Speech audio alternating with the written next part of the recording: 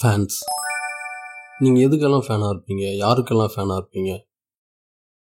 அஜித் தான் கடவுள், ரத்தம் ஃபுல்லாக தனுஷ் தான், தளபதி தான் அவர் பேர், இப்படி ஒரு எல்லை மீறிய ஒரு பற்று ஒருத்தர் மேலே ஏற்படுது. ஆக்சுவலாக நிஜமாவே அப்படி நம்மளால் ஒருத்தர் மேலே பற்றோடு இருக்க முடியுமா? நீங்கள் ஒரு விஷயத்தை ரசிக்கலாம், கொண்டாடலாம், ஆனால் பற்று, fan moment, die hard fan அப்படி நிஜமாவே மாறுறீங்களா?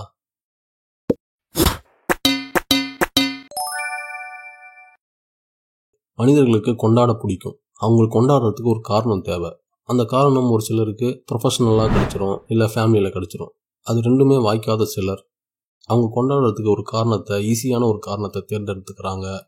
அந்த காரணம் தான் விஜய், அஜித், தனுஷ், விக்ரம் எல்லாரும். சரி, அப்படியாவது அவங்க ஃபேன்னு சொல்கிறவங்களுக்கு நிஜமாவே ஃபேனாக இருக்காங்களா? ஃபேனாக இருக்க முடியுமான்னு கேட்டால் கண்டிப்பாக முடியாது. ஏன்னா இயற்கை நம்மளை அப்படி படைக்கலை. நம்ம ஒரு விஷயத்தை ரசிக்கலாம், கொண்டாடலாம். பட் வாழ்நாள் முழுக்க தனுஷ் தான் என் ரத்தம், சிம்பு தான் என் உடல், உயிர், ஆவி, அஜித் தான் கடவுள், விஜய் தான் தளபதி அப்படின்னு ஒருத்தனால இருக்க முடியுமான்னு கேட்டால் கண்டிப்பாக கிடையாது. நான் ஒரு சினாரியோ சொல்கிறேன். அந்த சினாரியோவில் நீங்கள் என்ன முடிவு எடுப்பீங்கன்னு சொல்லுங்கள். நீங்கள் ஒரு ஆண் ஒரு தீவில் மாட்டிக்கிறீங்க. அந்த தீவில் உங்கள் கூட நீங்கள் யாருக்கு ஃபேனாக இருக்கீங்களோ அவரும் இருக்கார். அவரும் ஒரு ஆண். அடுத்த ஒரு 50-60 வருஷத்துக்கு நீங்கள் அந்த தீவில் தான் இருக்க போகிறீங்க. அவரும் உங்களுக்கு பிடிச்ச ஸ்டார், நீங்களும் அவரோட ஃபேன் இல்லையா? உங்களுக்கு பிடிச்ச ஸ்டாரோட டைம் ஸ்பெண்ட் பண்ணுற, கூடவே வாழ்கிறதுக்கான ஒரு வாய்ப்பு உங்களுக்கு கிடைச்சதுன்னு நினச்சி ரொம்ப சந்தோஷமாக இந்த நாட்களை கடந்து போயிட்டே இருக்கு.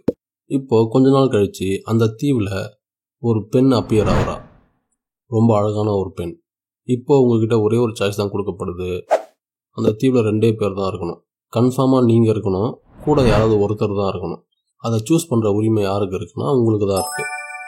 இந்த 2 பேரில் யாராவது ஒருத்தரை மட்டை பண்ணிவிட்டு நீங்கள் அடுத்த ஒரு 50-60 வருஷத்தை உயிரோடு இருக்கிறவரோட ஸ்பெண்ட் பண்ணலாம்.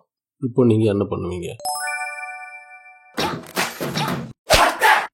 இயற்கையில் ஒரு ஆண் ஒரு பெண்ணுக்கு ஃபேனாக இருக்க முடியும், ஒரு பெண் ஒரு ஆணுக்கு ஃபேனாக இருக்க முடியும்.